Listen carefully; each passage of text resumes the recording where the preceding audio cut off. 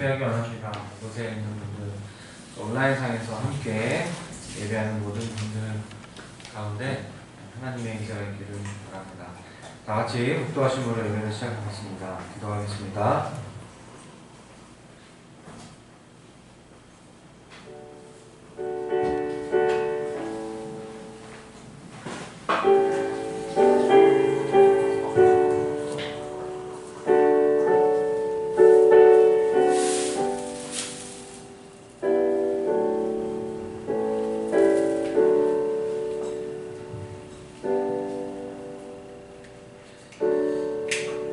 하나님은 영이시니 예배하는 자가 영과 진리로 예배할지니라. 우리 다같이 우리의 신앙을 다같이 사도신경으로 고백하도록 하겠습니다. 나는 전능하신 아버지 하나님 천지의 창조주를 믿습니다. 나는 그의 유일하신 아들 우리 주 예수 그리스도를 믿습니다. 그는 성령으로 잉태되어 동정녀 마리아에게서 나시고 본디오 빌라도에게 고난을 받아 십자가에 못 박혀 죽으시고 장사된 지 사흘 만에 죽은 자 가운데서 다시 살아나셨으며 하늘에 오르시어 전능하신 아버지 하나님 우편에 앉아 계시다가 거기로부터 살아있는 자와 죽은 자를 심판하러 오십니다. 나는 성령을 믿으며 거룩한 공교회와 성도의 교제와 죄를 용서받는 것과 몸의 부활과 영생을 믿습니다. 아멘. 네, 찬양하겠습니다.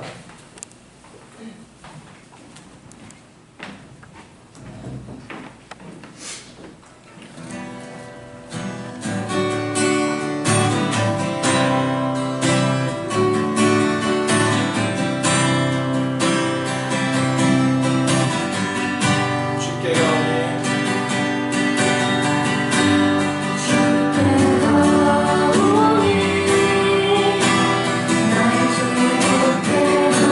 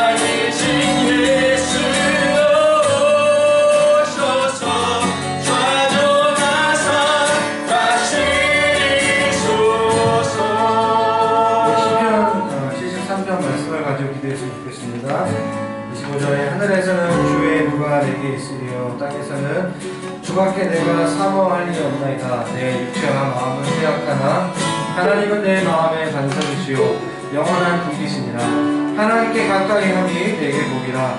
내가 주 여호와를 나의 피난처로 삼아 주의 모든 행적을 전파하리이다. 아멘. 오늘 시간 하나님께 가까이 하는 복이 오늘 예배 가운데 있기를 원합니다. 하나님 이 예배 가운데 함께하여 주시고 또 온전상에서 예배하는 제들 주께서 함께하여 주시고 오늘 우리 예배 가운데 하나님 주시는 위로와 치유와 복음의 능력이 있을 수 있도록 주님 인자하여 주십시오. 우리 함께 동성으로 기도합니다. 하나님 그렇습니다. 우리가 말씀을 가지고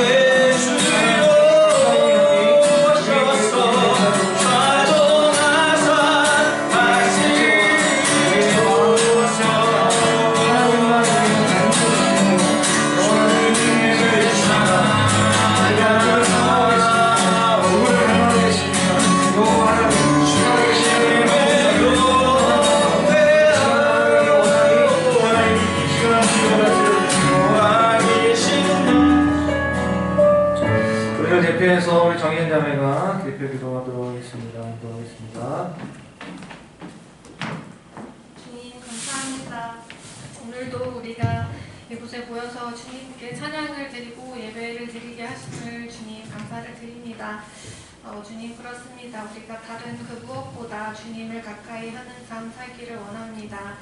주님 다른 어떤 것보다 주님을 귀하게 여기는 삶 살기를 원합니다. 주님 또 한 주간도 우리가 주님을 잊어버리고 주님 일상 속에 매몰되어서 주님 지내진 않았는지 주님 우리의 삶을 다시 돌아보고 회개하며 주님 앞에 다시 나아가기를 원합니다. 주님 모든 지혜가 주님으로부터 오고 모든 복이 주님으로부터 옴을 고백합니다. 주님 우리가 다른 어떤 곳에 몰두하는 것보다 주님께 나아가는 것이 훨씬 좋음을 우리가 고백하며 주님께 나아갑니다. 주님 그렇습니다. 우리가 일상의 삶 속에서 부딪히는 그 모든 일들에 주님의 지혜를 구합니다. 또한 항상 주님께 가까이 나아가며 깨어있기를 기도합니다. 주님 또 이 코로나 시대에도 많은 백신들이 보급되며 또 새로운 국면이 펼쳐지고 있는데 주님께서 새 일을 행하시고 또한 주님께서 행하시는 그 새 일에 우리가 깨어있고 반응하기를 원합니다. 주님 그렇게 되기 위해서는 우리가 항상 주님께 가까이 나아가야 함을 고백합니다. 다른 어떤 것보다도 주님을 귀하게 여기는 우리 성도들이 되기를 기도합니다. 주님 또 말씀 시간입니다. 우리 말씀 전하시는 우리 전도사님께 주님 세임 주시고 성령의 충만함을 허락하셔서 주님께서 하고자 하시는 말씀들이 우리 마음 가운데 전해지기를 기도합니다. 감사드리며 예수님의 이름으로 기도드립니다. 네.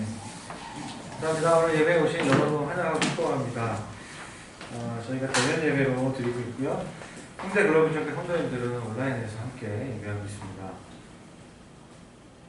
다음 주 홍대 글로벌 전교 성도님들은 오후 2시에 소그룹 모임을 하는데요. 11시에 온라인 예배를 드리지 않으면서 같이 카페에 오셔서 같이 예배하기 할 수 있는 분들은 가능하면 다 같이 오셔서 예배하고 점심 식사하고 부모님으로 한 달에 한 번 마지막 주에는 모이기로 했습니다. 그래서 이렇게 함께 지금 보시는 분들은 함께 해주시면 좋을 것 같습니다.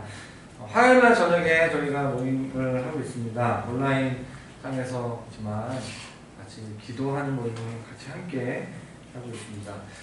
7월부터 아마 오늘 발표가 날 것 같은데요. 정부에서 7월달 새로운 거리두기 개편안이 발표되는데 최대 9인까지 모일 수 있다.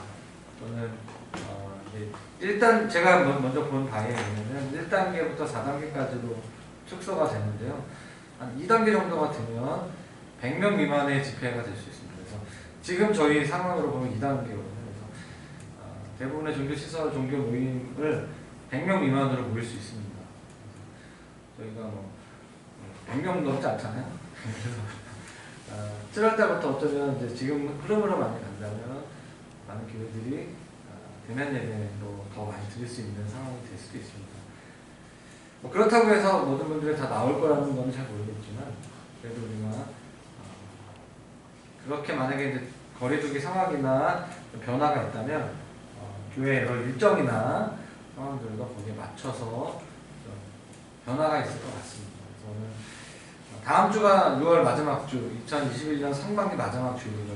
그래서 여러분들이 보시면서 이제 좀 좋은 의견도 많이 내주시면 좋을 것 같습니다. 수련회를 지난주 강구했는데요. 화요일날 저희 모임 때 마치고 잠깐 적은 수가 모였지만 그래도 좋은 의견이 많이 나왔습니다.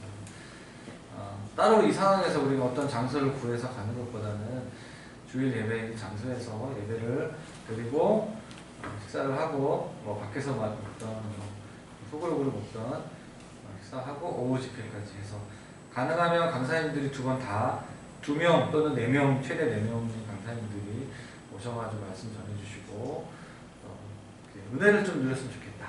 그래서 저희가 섭외한 강사님들이 아주 들으면 깜짝 놀라는 다니엘님 선교사님 혹시 아세요? 네. 유튜브에서 핫한 분인데 제가 메일을 보내놨습니다. 그분이랑 김브라이언 촬영사였죠. 또 연락을 해놨습니다. 어저께 제가 다 연락했는데 기도해 주십시오. 일단 저희가 연락한 분들 다 될 수 있도록. 그래서 일단 저희가 8월 22일 주일과 8월 29일 주일로 해놨습니다. 온라인 방송도 할 예정입니다. 그래서 또 혹시 급해서 못 오시는 분들이라든가 또 해외에 있는 분들, 또 우리 교회 나오다가 지난 몇 개월 동안 좀 쉬고 있는 분들도 많이 계시거든요. 그래서 미리미리 얘기해서 공부해서 함께 많은 좀 모델을 이뤘으면 좋겠습니다. 좋은 강사님들이 연결될 수 있도록 기대해 주시면 좋을 것 같습니다. 광고 하나만 더 하면요. 우리 조은지 자매가 갑자기 출산을 하게 됐습니다. 원래 예정일보다 한 10주 정도 빨리 나오게 됐습니다. 내실인데요. 아직 태명은 내실인데 이름은 아직 없습니다. 좀 안타깝게도 지금 1kg 조금 넘게 1.1kg인가요? 그래서 그렇게 태어났고 인큐베이터 상에 있습니다. 참 위기는 좀 오명한 것 같은데 그래도 산모 건강하고요. 아이도 뭐 특별한 문제가 있는 건 아닌데 그래도 좀 미숙아로 태어났기 때문에 좀 기도가 많이 필요한 것 같습니다. 상담하실 때 아직 산모도 아이를 보지 못했대요. 격리돼 있어가지고 그래서 많이 기도해 주시고 우리 이선자매도 저희서 이제 출산하면서 너무 겁먹지 마시고 혹시라도 그래서 우리 다음 세대를 위해서 기도해야 되겠다라는 마음이 있습니다. 그래서 아이들 이렇게 뱃속에 있는 아이들 좀 우리 아이들이 잘 이렇게 좀 건강하게 이 코로나 상황 가운데 잘 할 수 있도록 특별히 우리 내실이 이름이 잘 생기고 그 아이를 위해서 많이 기도해 주시면 한 주간 됐으면 좋겠습니다. 네, 시간 광고 마치고요. 준비하신 헌금 우리 온라인으로 전화해서 헌금하고 말씀 드리도록 하겠습니다. 나무가도 주님을 맡기자니 나무가도 주님을 부르지 않으니 나의 어떤 은혜 구하지 않으니 오직 주님만이 내 삶의 도우시니 주의 얼굴을 보기 원합니다. 주님 사랑해요. 주님 사랑해요.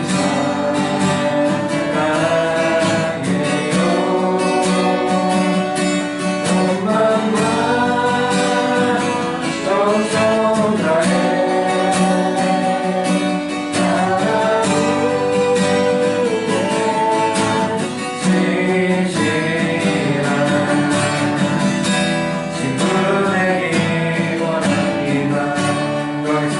감사합니다. 우리가 오프라인에서 온라인으로 하이브리드 형태로 예배를 드리고 있습니다. 이 예배 가운데 주님 함께하여 주시고 우리가 드린 물질과 우리의 마음을 받으시고 특별히 병원에 있는 우리 조은지 자매, 산후조리하고 있는 은지 자매, 또 태어난 내실이 건강하게 이 땅에 태어날 수 있도록 우리의 예상과 다르게 태어났지만 하나님의 특별한 은혜와 회복이 있을 수 있도록 그 아이를 축복해 주시고 인도하여 주시옵소서. 이 시간 말씀을 나눕니다.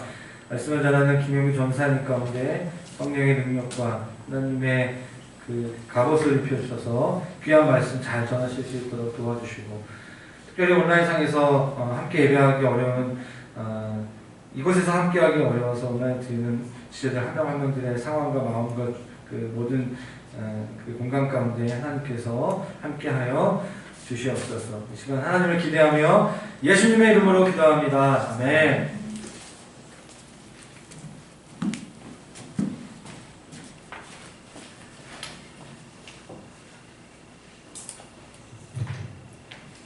저 물 좀 한 잔만 주시겠어요?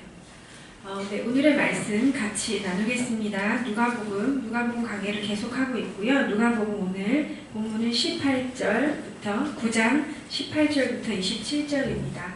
너희는 나를 누구라 하는가? 라는 제목을 가지고 말씀을 전하기 원합니다. 같이 우리 누가복음 9장 18절부터 29절을 좀 교독하기를 원합니다. 제가 짝수절을 읽고요. 우리 성도님들이 홀수절을 읽어주시면 좋겠습니다. 읽을게요. 예수께서 따로 기도하실 때에 제자들이 주와 함께 있더니 무럭 이르시되 우리가 나를 누구라고 하느냐?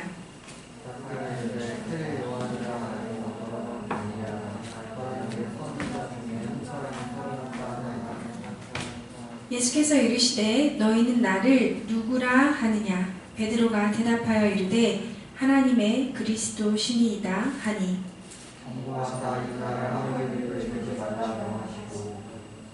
이르시되 인자가 많은 고난을 받고 장로들과 대제사장들과 서기관들에게 버림받아 죽임을 당하고 제3일에 살아나야 하리라 하시고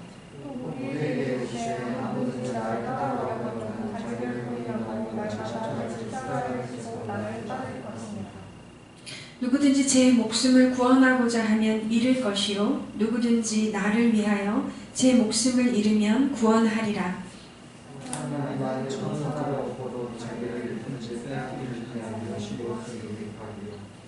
누구든지 나와 내 말을 부끄러워하며 인자도 자기와 아버지의 거룩한 천사들의 영광으로 올 때에 그 사람을 부끄러워하리라. 내가 참으로 너희에게 이르노니 여기 서 있는 사람 중에 죽기 전에 하나님의 나라를 볼 자들도 있느니라. 아멘.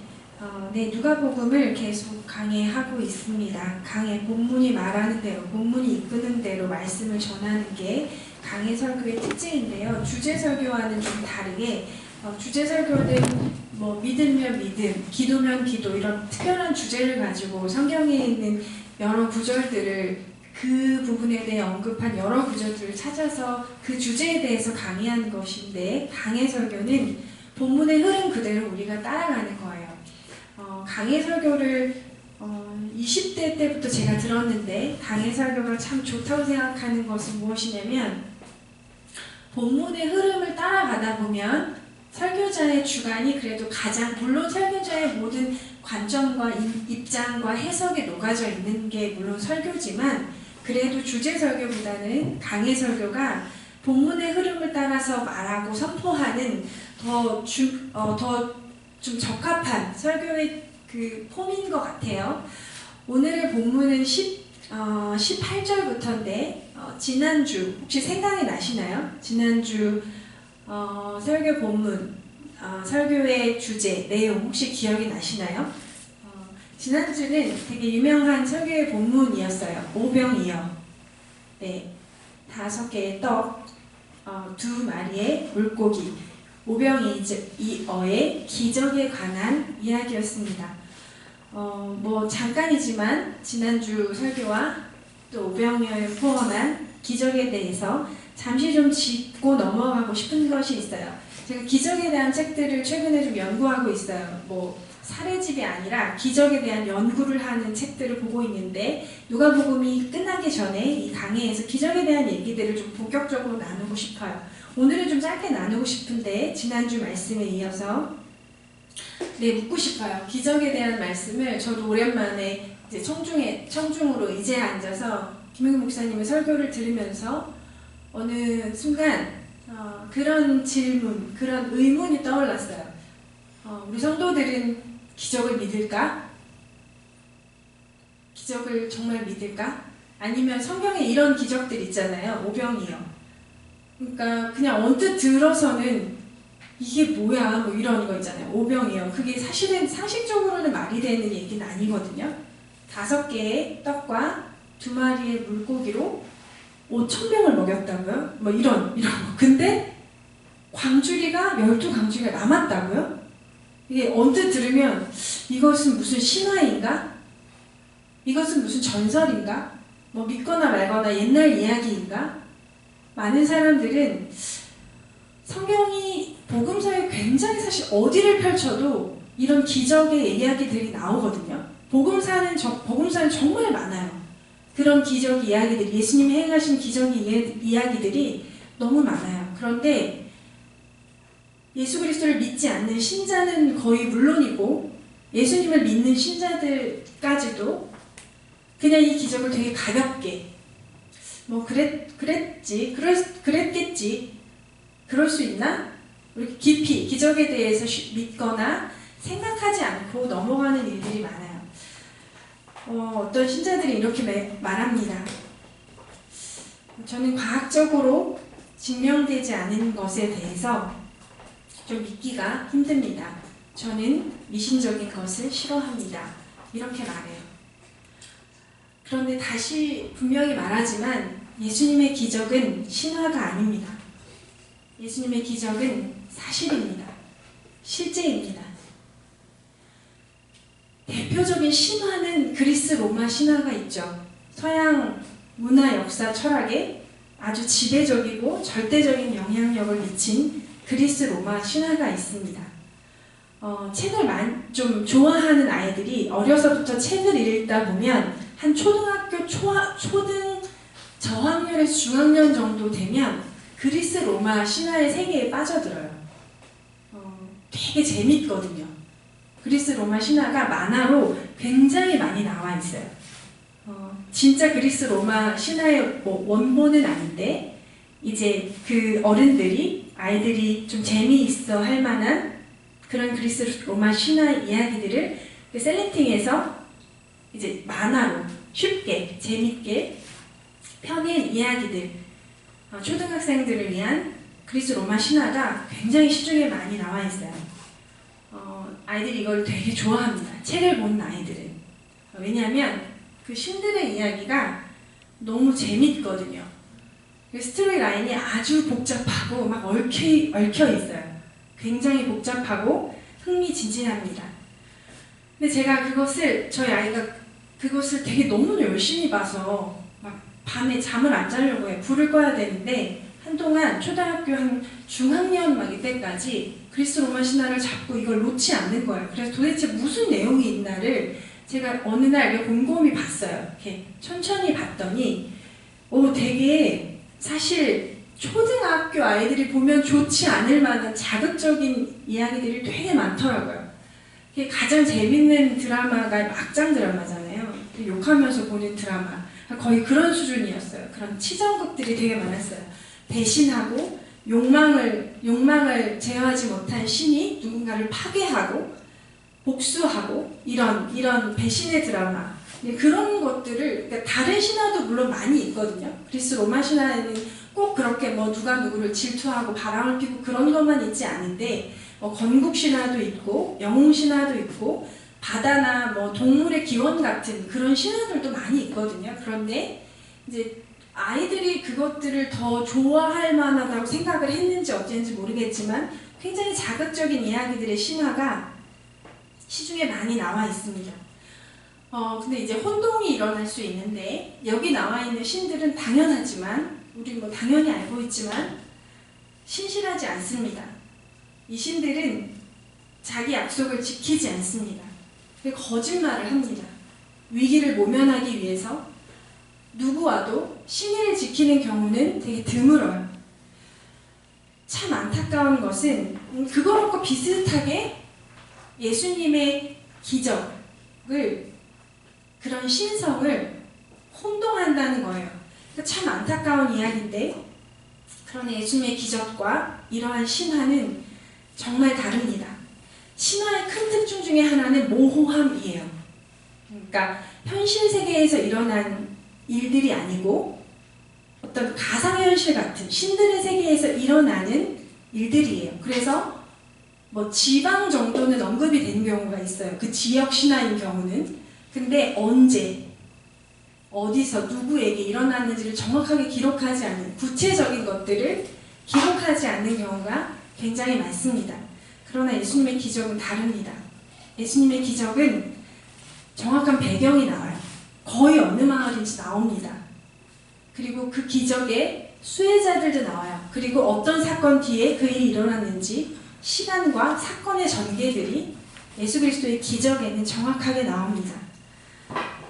지지난주 야이로의 딸, 죽은 나사로가 일어나는 것, 그 지역, 나인성의 과부, 이런 여러 가지 구체적인 지명과 인명, 시간들이 정확하게 나옵니다. 그리고 굉장히 주목해야 되는 한 가지 사실이 있어요. 예수님의 기적에 대해서 잠깐 얘기하고 싶은데, 예수님의 기적들은 늘 청중이 존재합니다. 다수의 청중들이 존재합니다. 그 전 요병의 기적을 보면 5,000명이 그 기적의 현장을 경험했다고 나와요. 그러니까 여자까지 아이들까지 다 합치면 2만 명 이상의 사람들이 그 기적의 현장을 본 것이죠.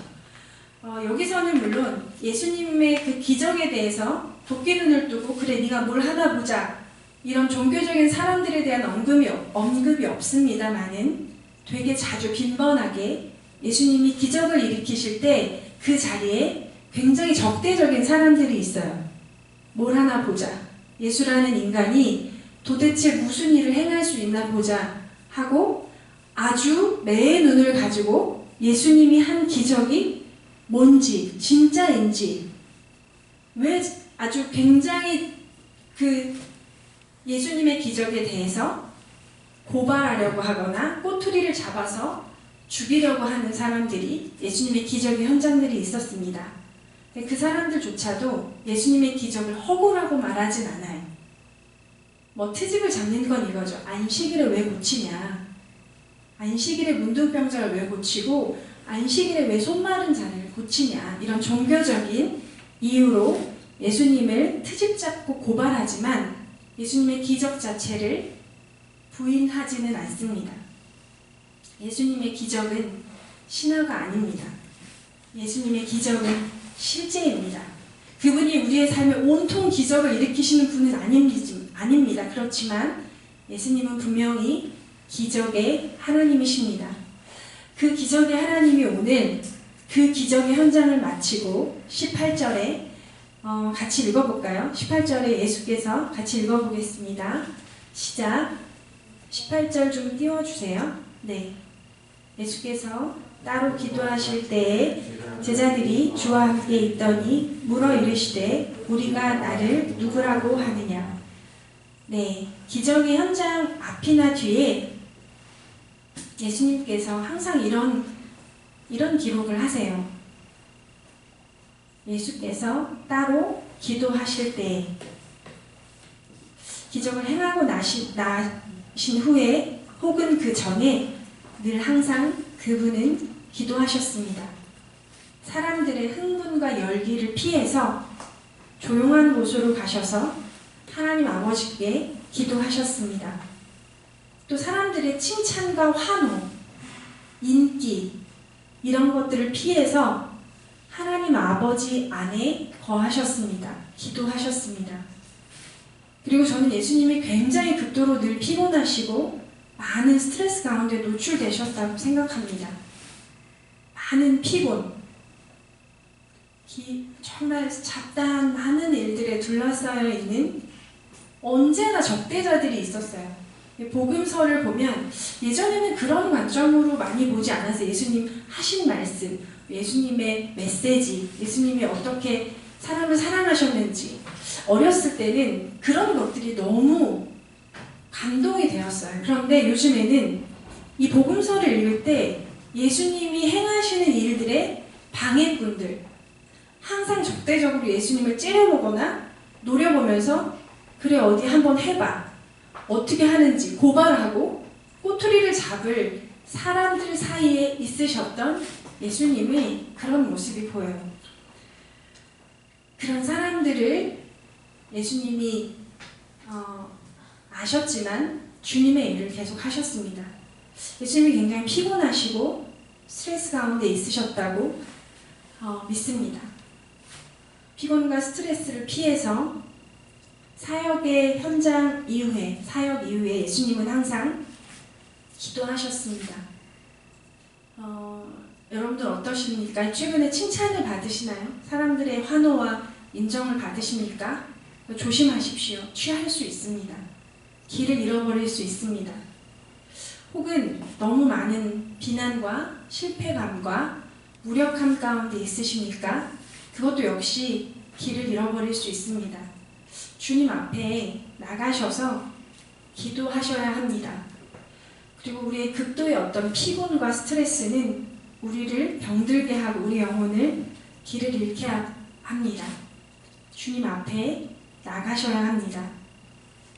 근데 예수님이 기도하실 때 허락받은 사람들이 있어요. 예수께서 따로 기도하실 때 제자들이 주와 함께 있더니 라는 표현이 있죠. 예수님 기도하실 때 예수님의 제자들도 그 자리에 함께 있었습니다.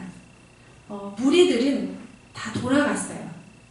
오병이어의 기적을 만났던, 바랐던, 함께 경험했던 그 사람들은 같이 먹고 기적을 경험하고 나서 이제 집에 다 돌아갔어요. 그런데 제자들은 예수님과 함께 있습니다. 제자들은 예수님의 제자들을 부르심의 가장 첫 번째 목적은 주님과 함께 있는 것입니다.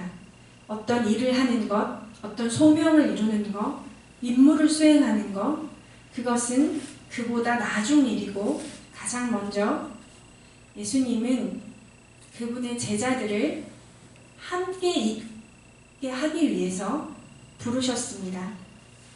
그 흩어진 무리들은 자신의 필요가 충족이 되면 집으로 돌아가지만 제자들은 예수님과 함께 거합니다. 예수님이 기도하셨다는 것, 떠들썩한 환호와 기적의 현장에서 벗어나셔서 기도하셨다는 것과 그 기도의 현장에 제자들이 있었다는 것, 그것은 되게 중요한 배경이 됩니다. 오늘의 배경은 이래요. 기도하셨다, 그분이. 기도하시다가 제자들을 이렇게 딱 쓱 들러보셨을 것 같아요. 제자들이 주와 함께 있더니 물어 이르시되 질문을 하십니다. 예수님이 무리가 나를 누구라고 하느냐. 기도를 하시고 나서 오늘 제자들에게 무슨 질문을 하시고 싶으셨던 것 같아요. 주님이 물으십니다. 그러니까 세간의 사람들이 나를 누구라고 하느냐. 네, 다행이에요. 무리가 나를 세상 사람들이 뭐라고 하더냐 라고 예수님이 물으십니다. 우리 같이 혹시 말씀 PPT가 안 넘어가나요? 네. 네, 안 넘어가요. 네, 제가 읽을게요. 그러면 네, 그 다음에 19절을 같이 읽어볼게요. 시작. 대답하여 이르되 세례 요한이라 하고 더러는 엘리야라. 한 사람이 살아났다 하나이다. 네, 그러니까 사람들의 소문을 제자들에게 물으신 거예요. 그랬더니 사람들이 이렇게 대답합니다. 어떤 사람은 세례 요한이라고도 하고 어떤 사람은 엘리야라고도 하고 더러는 옛 선지자 중에 한 사람이 살아났다고도 합니다. 그러니까 예수님을 세례 요한, 엘리야 다 굉장히 구약과 신약을 대표하는 강력한 선지자들이에요. 그러니까 세상 사람들은 예수님을 능력을 행하는 강력한 선지자 정도로 이해하고 있다는 것이 이 질문을 통해서 대답을 통해서 알 수 있습니다. 들으셨어요. 예수님이 들으시고 나서. 근데 이제부터가 진짜예요. 그 다음에 제자들에게 다시 예수님이 물으십니다. 너희는 나를 누구라고 하느냐? 이 질문 속에서 너희는 이라는 휘메이스라는 원어인데 이 휘메이스라는 그 말이 되게 강조되어 있어요. 그래서 사람들은 그렇게 나를 알고 있는데 너희는 나를 어떻게 생각하느냐? 라고 주님이 물으십니다. 주님이 알고 싶은 것은 이것이죠. 제자들이 너희는 나를 누구라고 생각하느냐? 어떻게 생각하느냐? 이게 진짜 궁금하신 대답을 듣고 싶은 말씀이었어요. 예수님께서는 공생애를 시작하신 이후에 하나님 나라를 선포하시고 병든 자와 귀신 들린 자를 고치시고 수많은 기적들을 행하셨습니다. 이것이 하나님께서 맡기신 사역을 하는 것인 동시에 이것은 무엇이냐면 자신이 누구인지를 알리는 계시였어요. 내가 하나님이고 내가 하나님의 아들이고 메시아라는 것을 이런 일들을 통해서 알리셨습니다. 그런데 사람들은 잘못 이해하고 있어요. 그냥 능력을 행하는 선지자 정도, 침례 요한, 인간, 엘리야, 선지자 정도라고 생각하고 있었습니다. 그런데 제자들에게 물으셨죠. 이 주님의 이 질문이 저의 마음에 되게 많이 부딪혔어요. 저에게 이렇게 물으시는 것 같았어요. 너는 나를 누구라 하느냐? 너에게 지금 나는 누구냐? 뭐 되게 멍하더라고요. 한마디로 대답하기가 쉽지 않았어요. 제자들에게 주님이 이렇게 물으셨습니다. 베드로는 어떻게 대답했냐면 예수께서 이르시되, 우리 20절을 같이 읽어볼게요. 시작. 예수께서 이르시되 너희는 나를 누구라 하느냐? 베드로가 대답하여 이르되 하나님의 그리스도 신이이다 하니. 네, 베드로가 누가복음에는 하나님의 그리스도 신이이다 라고 대답합니다. 병행 본문을 보면 마태복음에서는 그리스도시요 살아계신 하나님의 아들입니다 라고 베드로가 대답했고요. 마가는 주는 그리스도신이다 이렇게 대답했습니다. 요한은 주는 하나님의 거룩한 자입니다 라고 요한복음에서 베드로는 그렇게 대답했습니다. 여기서 그리스도는 호크리토스, 히브리어로는 메시아를 뜻합니다. 구원자, 기름 부음 받은 자. 베드로는 예수님을 하나님의 아들, 메시아라고 고백한 것입니다. 사랑하는 여러분, 주님이 오늘 물으신다면 너는, 예수님이 나를 누구라 하느냐? 너에게 나는 누구냐? 라고 말씀하시면, 질문하시면 무엇이라고 대답하시겠습니까? 저는 이 질문이 굉장히 묵직하게 다가왔어요.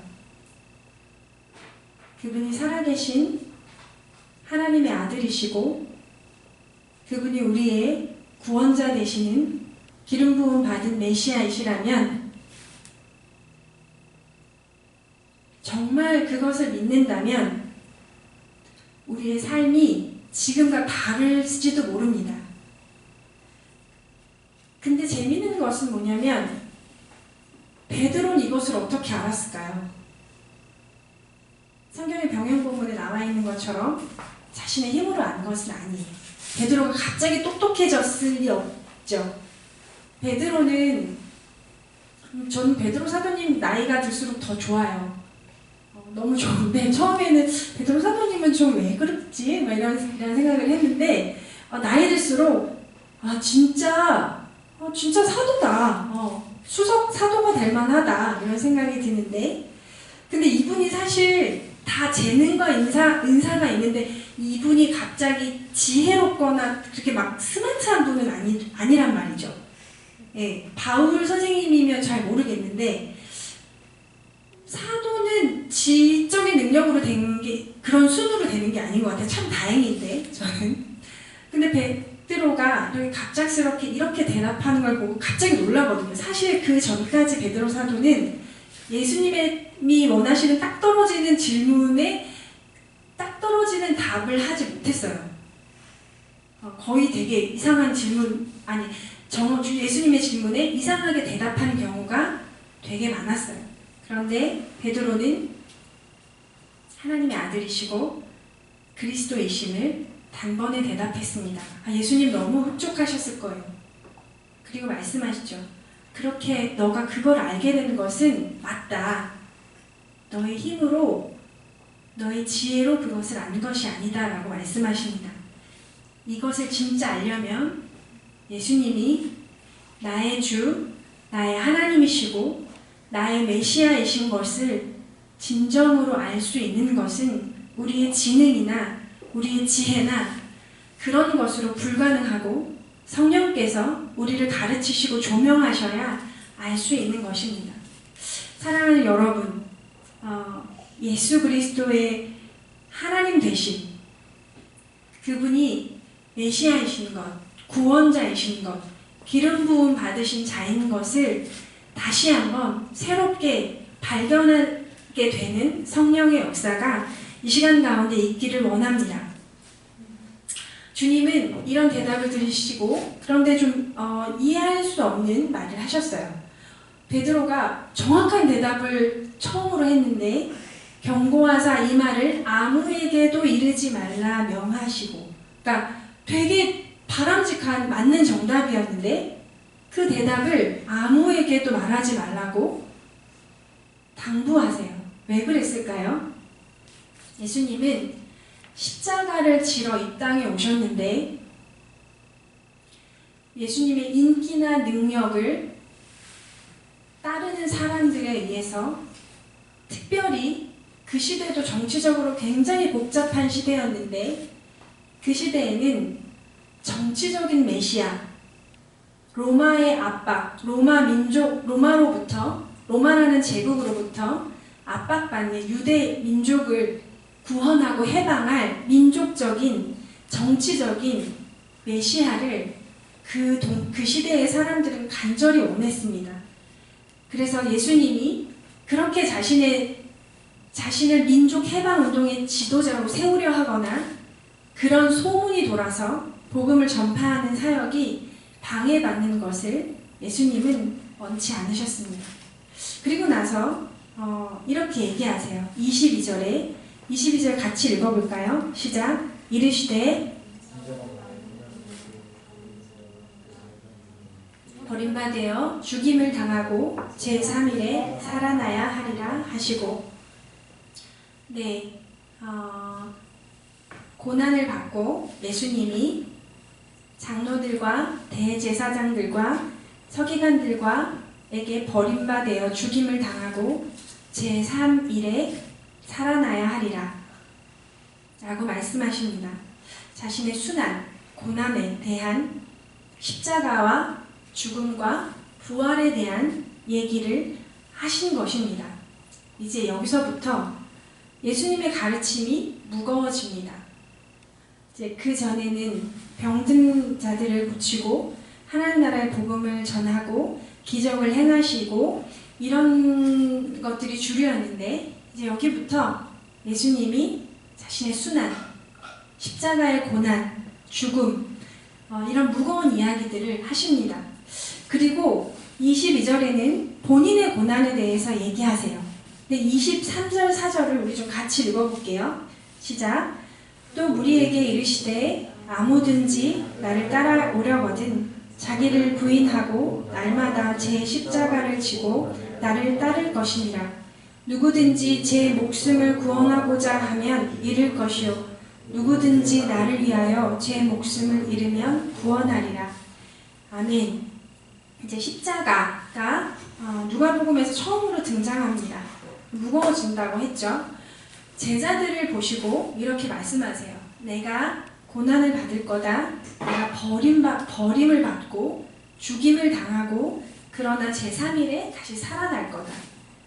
그런데 그 제자들을 보시고 그러니까 나를 따라오려거든. 첫 번째, 자기를 부인하고 두 번째, 날마다 제 십자가를 지고 나를 따를 것이니라 라고 주님이 말씀하십니다.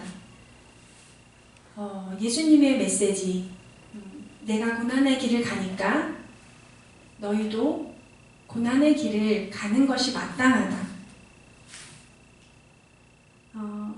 이 부분을 주님이 말씀하고 계세요. 십자가, 우리는 십자가가 되게 친숙한 개념이에요. 많은 세계 그리스도인 신자들이 한국을 찾아와서 되게 기뻐하고 놀라워하는 것 중에 하나는 비행기가 이렇게 뜨거나 가라앉을 때 빨갛게 보이는 십자가래요. 어떻게 이 나라는 이렇게 많은 십자가가 빛나지? 많은 신자들이 한국에 와서 비행기를 이렇게 내리거나 뜰 때 어둠 속에서 빛나는 그 빨간빛의 십자가를 보며 되게 신기해하고 되게 감동을 받는다고 해요. 우리 십자가는 뭐 우리 목걸이로도 하고 펜던트로도 하고 우리에게 십자가는 굉장히 친숙한 개념입니다. 그러나 그 당시는 그렇지 않았습니다. 로마에 다 아시다시피 가장 참혹한 형벌, 이 십자가의 처형이었습니다. 로마에는 그래서 십자가 처형까지 하지 않아요. 십자가의 처형, 십자가에 못 박혀서 사람을 죽이는 것은 아주 극악무도한 그 예수님과 같이 걸렸던 십자가에 못 박혔던 강도 있잖아요. 그러니까 죽이거나 살인을 하거나 되게 극악무도한 죄를 짓거나 그 민족의 반역자들, 그러니까 그 공권력에 저항했던 그런 정치적인 반역자들을 매다는 굉장히 참혹한 형벌이었습니다. 이 참혹한 이 형벌의 내용 중에 하나가 십자가를 본인이 이렇게 나무 십자가에 달리기 전에 본인이 못 박혀야 하는 그 십자가를 자기가 운반해야 하는 룰이 있었대요. 그 자신이 자기가 져야 할 십자가를 지고 그 형장까지 가는 거죠. 예수님이 그러셨죠. 그 십자가를 지고 그 언덕을 넘어가셔서 십자가에 못 박히셨습니다. 이게 이 십자가가 그때 당시에 십자가를 이렇게 고증해서 그 십자가의 크기, 무게 이거를 거의 그대로 재현해서 이제 예루살렘에 가시면 이런 코스가 있어요. 예수님이 지셨던 십자가를 체험해보는 코스. 저는 직접 체험해보진 못했는데 그 십자가를 실제로 져보신 많은 분들이 그렇게 이야기한다고요. 너무 무거웠다고. 이걸 어떻게 지고 가셨는지 모르겠다고. 십자가는 무거운 것입니다. 예수님은 그 십자가의 길을 가셨고 예수님이 가셨을 뿐만 아니라 우리도 그 길을 가야 한다고 주님이 말씀하세요. 제가 십자가를 계속 생각하면서 몇 가지가 떠올랐어요. 십자가가 어떤 것일까? 무거운 것이고요. 고통스러운 것입니다. 예수님을 따르는 것이 이게 룰루랄라, 물론 은혜와 축복과 승리와 기쁨과 평강과 감사가 물론 다 우리 것이지만 예수님이 그렇게 우리를 자유케 하시기 위해서 십자가를 지셨는데 그 십자가는 굉장히 잔혹한 십자가입니다. 이 십자가는 자기를 부인한다는 것은 첫 번째로 자신의 주권이 자신에게 있지 않고 오직 하나님께 있다고 믿는 것입니다. 우리 너무 무거운가요? 우리 친구들이 많이 좋아하는 단어가 있어요. 근자감. 근자감이 막 솟아오른다 막 이러잖아요. 근거 없는 자신감. 주님의 사람들은 근자감으로 살지 않아요. 괜히 잘 될 것 같고 막 하면 다 될 것 같고 어렸을 때 그렇거든요. 실패를 많이 안 해보면 다 될 것 같고 뭐 좀 내가 다 이룰 수 있을 것 같고 왜냐면 너무 에너지도 많고 팔팔하고 막 날아다니거든요. 근데 주님의 사람들은 근자감으로 살지 않습니다. 주님의 사람들은 자신을 믿지 않는 사람들이에요. 자신을 부인하고 자신의 인성을 그렇게 믿지 말아야 해요. 사실 우리 자신을 또 너무 믿는 그런 사람들을 가끔 만나면 되게 걱정이 될 때가 있어요. 그렇게 신뢰할 만하지 않은데 우리의 인성이, 우리의 지성이, 우리의 힘이, 우리의 성실함이 사실 그렇게 믿을 만한가요? 그렇지 않아요. 우리는 자기를 부인해야 합니다. 그런데 누가복음의 이 저자인 누가는 여기다 부사 하나를 눈에 띄게 삽입했어요. 날마다. 두 번째로 날마다 제 십자가를 지고. 가끔 지는 게 아니고요. 중요한 순간에 내가 진짜 십자가를 진다 막 이런 말 하잖아요. 중요한 순간에 하는 게 아니라 중요한 순간은 물론이고 날마다 자기 십자가를 지고 주님을 따르는 것입니다. 이 날마다가 저의 마음에 탁 쳤어요. 아, 날마다였어? 이게 항상 새로워요. 이 말씀은 사실 저도 되게 많이 봤는데 이게 날마다였어. 허를 찔린 것처럼 제가 말씀을 읽으면서 뜨끔합니다. 아, 내 성질로 살고 싶고 나의 육체적인 한계를 핑계대고 나를 부인하고 싶지 않은 수많은 순간들이 있는데 주님이 날마다 너를 부인하고 너의 십자가를 지고 나를 따르라고 하셨습니다. 진짜인 거죠. 이런 사람들은 진짜와 가짜, 진짜 관계와 가짜 관계가 있습니다. 가짜 관계는 뭐 사랑한다고 좋다 그러고 뭐 너를 위해서 뭐든지 하겠다고 하는 그런 관계들 있잖아요. 우정도 그렇고 사랑도 그렇고. 근데 가짜 관계는 어려움이 닥치면 그런 거 일도 없어요. 대가를 지불하지 않습니다. 그 사람을 위해서 희생하지 않아요. 그 사람이 고통이 겪을 때 같이 겪지 않습니다. 도망가요. 그건 가짜예요. 그런 사람들한테 너무 시간 많이 낭비하거나 시간 너무 여러 가지 에너지를 너무 많이 투자하면 곤란해요. 진짜는 대가를 지불합니다. 희생의 대가를 특별히 지불합니다. 그게 진짜인 관계예요. 그래서 많은 사람들이 어려움을 당하면 누가 내 친구인지 누가 나를 사랑하는 사람인지 알 수 있다는 말을 그래서 하는 겁니다. 예수님의 십자가를 함께 질 수 있는 사람이 진짜 그리스도인입니다. 많은 사람들의 간증을 들으며 많은 사람의 삶의 이야기와 신앙의 이야기를 듣는 일을 직업상 많이 하게 돼요. 어떤 분의 얘기를 이렇게 들으면서 그분이 뭐 이렇게 엄청난 지위나 엄청난 무언 성공이나 성취를 하지 않았음에도 불구하고 어떤 분의 간증의 내용을 들을 때 숙연해질 때가 있어요. 와, 이분 진짜구나. 이분은 정말 진짜다.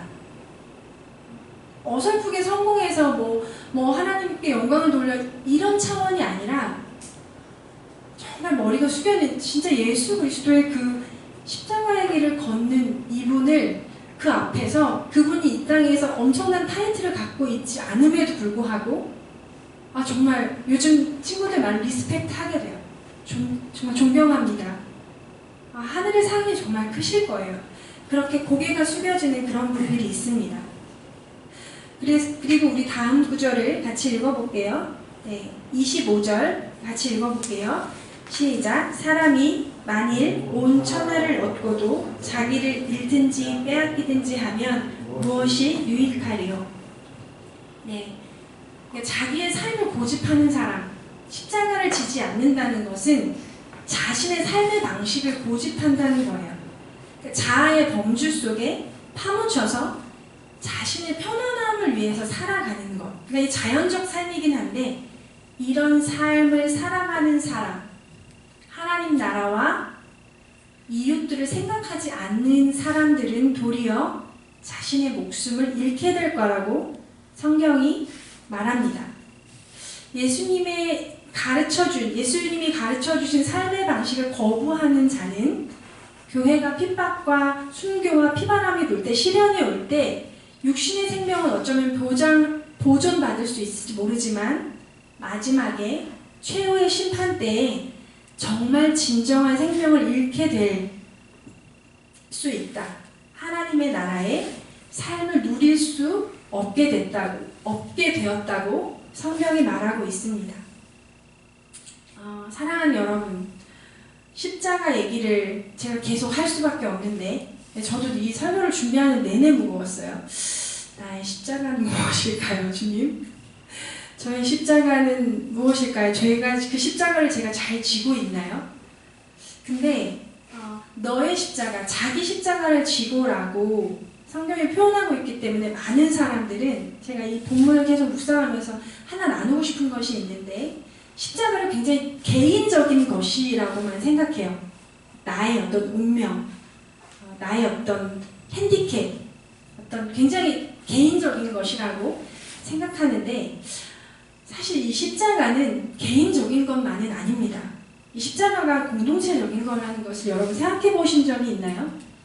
십자가를 지고 자기를 부인하는 사람들이 있는 공동체를 겪어보시면 아시겠지만 십자가로 지고 자기를 부인하는 그 적용의 장이 공동체예요. 교회일 수도 있고 가정일 수도 있습니다. 회사일 수도 있고 어느 팀일 수도 있습니다. 가정 안에서 예를 들어보면 모두가 다 피곤하고 모두가 아무도 헌신하고 싶지 않은데 십자가를 지는 누군가가 있어서 그 가정이 돌아가거든요. 제가 최근에 태안에서 요양병원을 하시는 원장님을 만났어요. 되게 신실한 집사님이세요. 되게 신실한 집사님이신데 이제 요양병원이 꽤 규모가 큰 것 같아요. 그리고 그게 되게 복잡하더라고요. 여러 개의 직업군을 다 고용해야 돼요. 뭐 의사, 간호사뿐만 아니라 뭐 사람을 돌보는 거니까 그리고 24시간 상주하면서 그 요양이 필요한 분들을 보호하는 거니까 정말 여러 직업군의 여러 사람들을 고용하는 분이셨어요. 그래서 늘 머리가 아프대요. 근데 이분 되게 주님을 사랑하고 갈망하는 분이셨는데 운영이 쉽지 않으시다고 하면서 이런 얘기를 저에게 하셨는데 제가 되게 오랫동안 마음에 남아요. 우리 성도들하고 좀 나누고 싶어요. 뭐 했냐면 그분이 워낙 신실하시고 주님 없으면 살 수 없다고 막 이렇게 고백하시더라고요. 경영의 압박이 굉장히 심하시대요. 싱글이고 저보다도 근데 나이가 많은 것 같아요. 싱글이신데 한 40대 후반에서 50대 초반 되시는데 그 일을 되게 오래 하셨어요. 근데 자기가 이제 뭐 이런저런 얘기를 하면서 이런 얘기를 하신 적이 있어요. 저희 요양원에도 뭐 워낙 사람이 많으니까 그리스도인들이 있습니다. 그리스도인들이 있다고 해요. 그래서 이제 근데 요양원은 왜 계속 돌아가잖아요. 주말에도 일을 해야 되고 주일날에도 당연히 요양원은 돌아갑니다. 근데 이분이 그래서 이제 신실한 그 예수님을 믿는 교회를 다니는 사람들은 당연히 이제 주일날 빼준다고 그게 어려운 건 아니라고 다른 근무가 겹치지 않도록 그 믿음이 있는 신앙이 있는 분들을 자기는 배려한다고 그거는 전혀 뭐 마음이 어렵거나 부딪히지 않는데 정말 실족할 것 같이 마음이 되게 힘들고 낙심될 때가 있는데 그건 뭐냐면 그렇게 주말 근무를 빼준 그러니까 주일 근무죠. 예배하라고 기도하고 예배하라고 빼준 그 직원들이 이 공동체 그 요양원이 내 운명에 전혀 관심이 없고 너무 이기적으로 굴 때 조금의 손해도 보려고 하지 않을 때 되게 마음이 낙심되고 실족한다는 얘기를 하시더라고요. 공동체가 신앙을 가질 수 있도록 지켜줬는데 도와줬는데 정작 그 공동체가 굉장히 어려움을 당할 때 일도 헌신하지 않는 일도 희생하고 싶지 않은 그 땡깡땡깡한 그리스도인들을 볼 때 저들의 믿음은 진짜일까? 이런 마음이 든대요. 사랑하는 여러분, 그리스도의 십자가는 무거운 것이고 고통스러운 것입니다. 그런데 예수 그리스도를 따르는 길은 그런 고난의 길이에요. 예수님을 믿어서 복을 받고 은혜를 누리는 게 맞습니다만 그게 전부는 아닙니다. 공동체적인 십자가, 그 공동체의 운명, 그 공동체의 그 무거움, 공동체가 함께 겪는 그 고통, 그것을 함께 짊어질 수 있는 사람이 한 사람, 몇 사람만 있어도 그 공동체는 예수 그리스도의 자유와 기쁨과 해방을 누립니다. 그런데 우리의 관심사나 기도가 우리의 안전, 우리의 보호, 주님 아무 일 없게 해주세요. 오늘도 무사히 아무 일도 없이 지나가게 해주세요. 우리의 기도와 관심사가 거기에만 머무른다면 예수 그리스도의 참 제자가 아닙니다. 제가 이 책 크레이그 그로셜이라는 사람이 위험한 기도라는 책을 썼어요. 시간이 나시는 분들은 읽어보셨으면 좋겠어요. 그 사람이 이렇게 질문해요. 우리의 삶과 기도는 안전한 기도인가? 위험한 기도인가? 안전한 기도는 이런 기도죠. 아무 일도 없게 해주세요. 저를 보호해주세요. 뭐 그것만 하는 거죠. 이 사람의 기도는 아무 일도 일으키지 못하고 힘이 없고 지루합니다. 주변 일을 주로 말하고 자신의 속을 동기를 들여다보는 기도는 별로 없습니다. 죄에 대한 깊은 회개나 믿음의 고백은 아주 오래전입니다.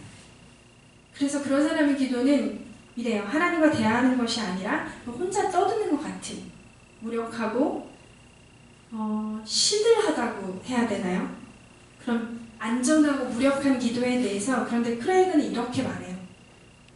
자신의 기도 생활을 회고하면서 이렇게 말합니다. 내 기도들은 다 시시한 것들이었다.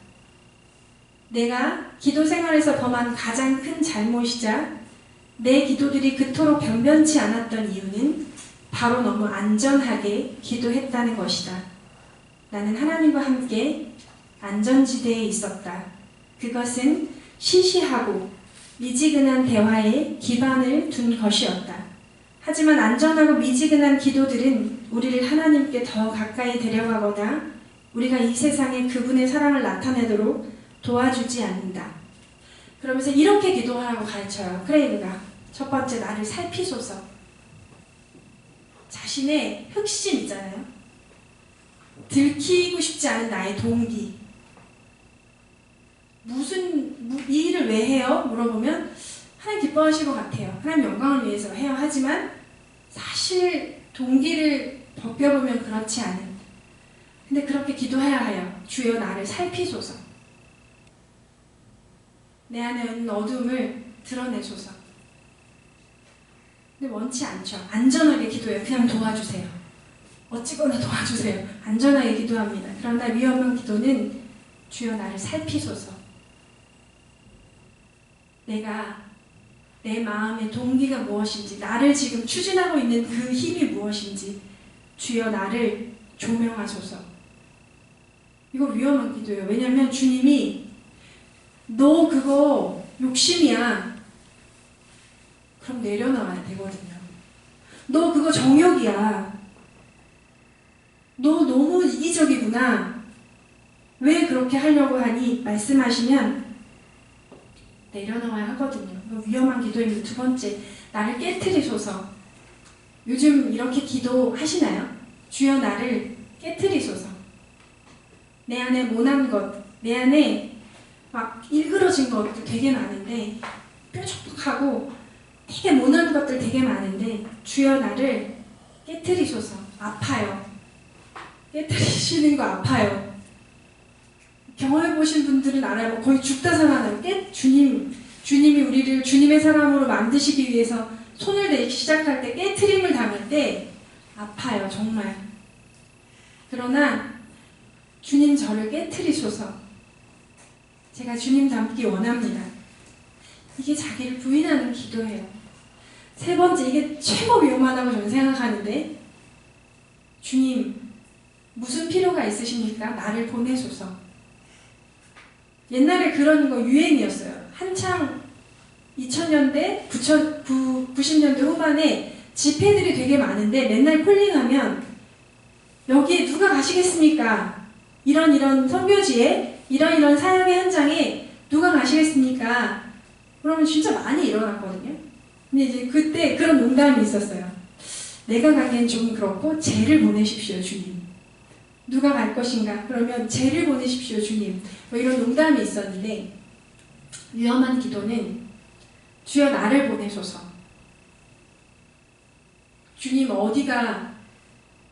어디에 무엇이 필요합니까? 주님 저를 보내소서.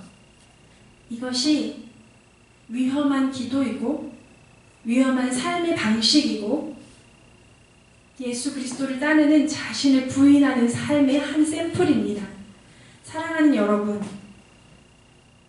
이 시대에도 여전히 주님이 이렇게 십자가를 지고 날마다 자기를 부인하고 십자가를 지고 자신을 따르는 신실한 주님의 제자들을 찾고 계십니다.